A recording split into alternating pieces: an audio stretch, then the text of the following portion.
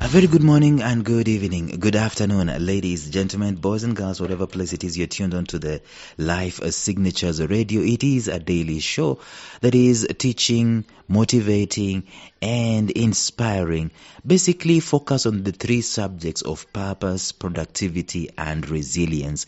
We deploy these episodes, these messages through a series of episodes like we're doing right now. We are in the middle of a series which we just started maybe about 7 or so episodes back. We are talking about personal blockades. What is a personal blockade? It is a limitation that we put on ourselves, either consciously or unconsciously, and we readily accept it as if it is a fact. Even though it might not be a fact, we accept it as if it's a fact, and it now determines how far we cannot go, how far we cannot grow, how far we cannot reach, what we cannot become. Even though it gives us some freedom within those limitations of the boundaries that the blockade is, we can only get there and we can't get past the blockade. And we've already accepted it as if it's a fact. So we're going to start talking about the areas of blockades in our lives, and so we can be able to see how we can be able to fight them. So stay tuned.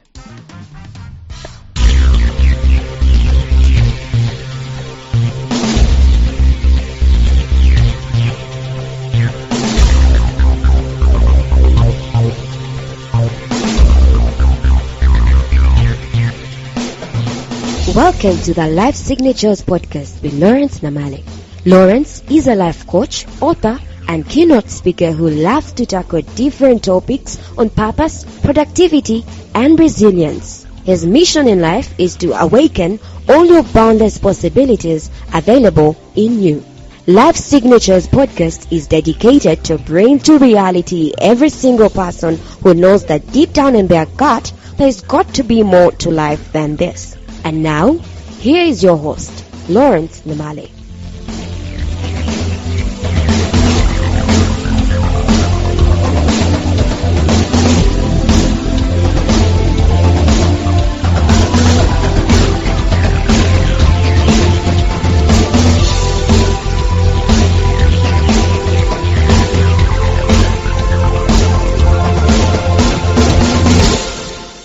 So let us continue talking about this even as we are building this up. There are different ways in which we stand on our own way of success and become our own greatest impediment. And sometimes you don't even need to call an opposition. Sometimes we blame the devil for very many things that we ourselves, and if I was the devil, I would be like, now what have I done? What have I done? I wasn't even there. Because the devil can't be everywhere. I wasn't even there. And when we dissect the matter well, when we look at the cross section of the matter, we find that, wait a minute, I am responsible for my own success. I'm the one who stood on my own way. I'm the one who believed as if it's a fact that this can never happen, that can never happen, that can never come to pass. This is what I call the blockades that we put in our own lives at an individual level. And these blockades are normally, sometimes for the most part, they are mentally driven. We mentally assent to a fact or an illusion, and we think that that illusion is a fact, and we start operating our lives around that. People can even kill because of those illusions that they have believed. You cannot do this, you cannot do that, and so on and so forth. And the human race has for example, I read a story on when they were trying to make railroads in the United States of America. There was opposition, and the opposition was on an illusion that a woman cannot ride on a train, that if she does, her womb is going to fly away. That's stupid. It's a fact, by the way. It's written. People used to believe that stuff. It's just the other day in the 50s, I think that, I don't know if it's the 50s or the 60s, that they allowed women to vote for some reason or other. What was happening all along were blockades that were put in people's minds, and they accepted these blockades hook, line, and sinker. A woman cannot lead is a blockade. And sometimes the women themselves do believe this, that I'm just a woman, I cannot do this. It's a mental blockade. And sometimes men also, or men of a particular color, we cannot do this, we cannot do that. It's because of a mental blockade. But let's just look at one area, which is a major area around the whole wide world, in every human race, that affects our psyche. It is the area of culture. Today let's just talk about culture, which I have already insinuated. In fact, in the first 2 episodes in this series, I talked about this, that culture can be a killer. What did Peter Drucker say? He said, culture is strategy for breakfast. Culture doesn't need to be worked up. It doesn't need to be psyched up. It doesn't need to be cheered up. It just is. It's a phenomenon. It just operates. It just moves. Sometimes it doesn't even need to be advertised. In fact, most of the times, it doesn't need to be advertised. It doesn't need to be paid for. It doesn't need to be propped up. It just is. It can even fight its own battles. It's a killer. But you see, on the flip side also, culture can be a very beautiful thing. The thing is that culture cuts both ways. It's a force to reckon with. It is easy to get stuck. It is easy to get stuck in the past or even in the present because of culture. It gives people an identity. It gives people security. It gives people predictability. It's a what is it called? It's a psychological need of certainty. Culture normally hammers it right on the money. And we need this certainty at times in our lives, and we find sometimes certainty in obeying the culture of the day. Anything that does go outside of culture is normally consciously, unconsciously fought. Directly or indirectly, it's resisted. That we have always known this. We cannot do this. It's new. We don't know what this is. Even if whatever is new is good for you, just because of culture, you're going to stop. You're not going to just seamlessly transition into something new. You're going to resist it because there is a force called culture. Now, this culture can become a blockade that we are not even aware. I talked about Nokia, but let me not go there.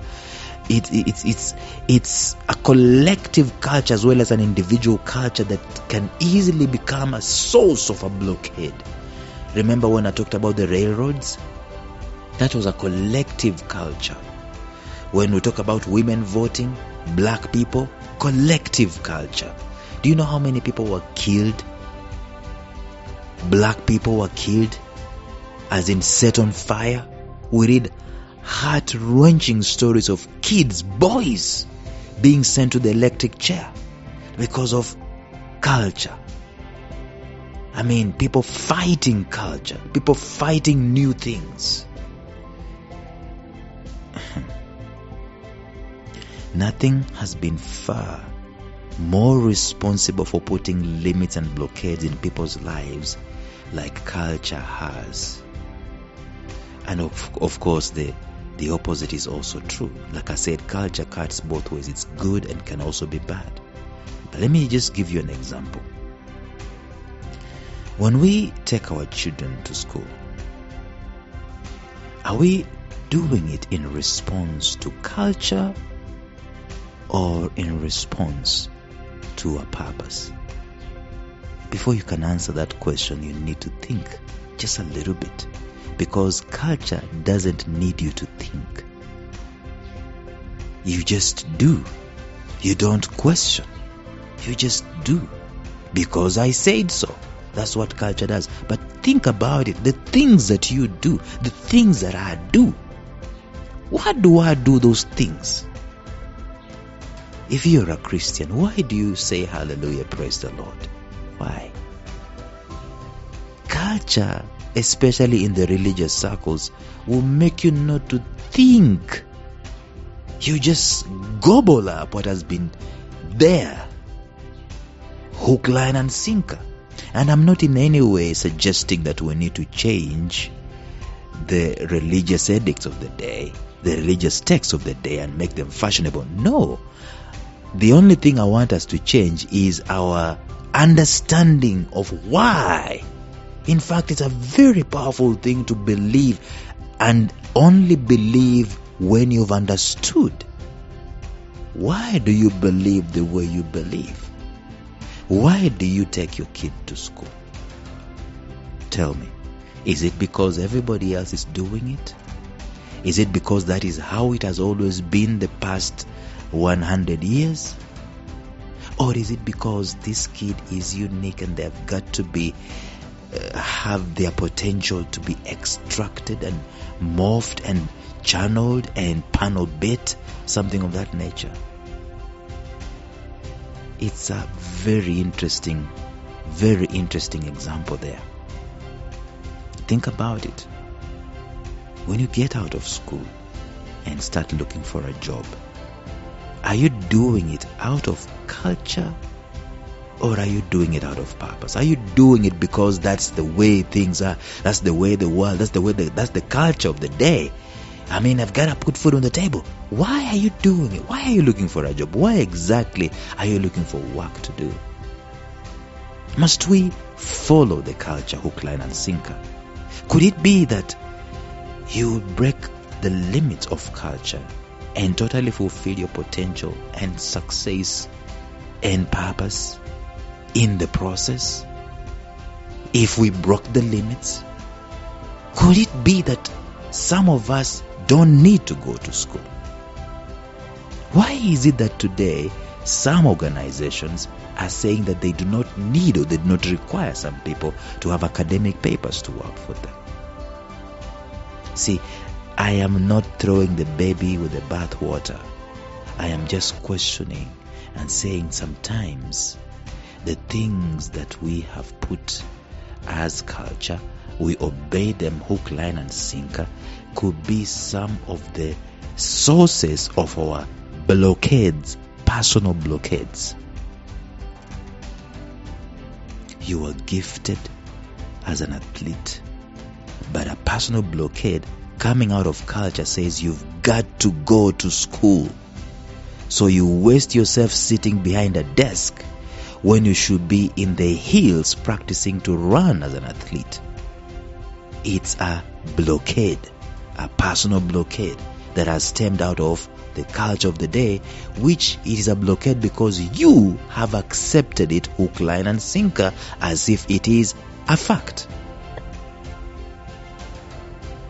It is time to assess those things that we have believed hook, line and sinker without questioning them. It is time we start questioning these things and we look at them once again and review once again and say, wait a minute. Must it be this way? Isn't there another way that I can be able to do it? I mean, must I follow this route? Some of us, we should have asked that question when we were being forced to do some mathematics that we were not good at, physics that we were not good at, chemistry. I was doing my chemistry final year examination, chemistry practical. I have no idea what I was doing. I was laughing at myself literally after 4 years of studying the mole concept. I had no idea what I was doing. I was laughing at myself. Yet the same guy was laughing at himself doing the chemistry examination is a gifted orator. It's a gifted person with words.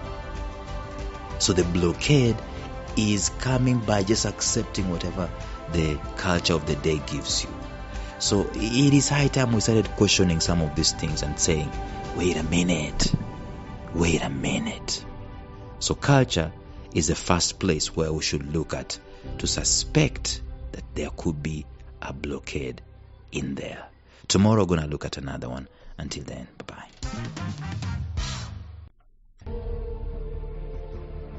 Thank you for listening to Life Signatures Radio. If you enjoyed today's show, subscribe to Life Signatures Radio on iTunes, Stitcher, or visit our website at lifesignatures.libsyn.com. Life Signatures Radio, fresh, clean, and inspiring.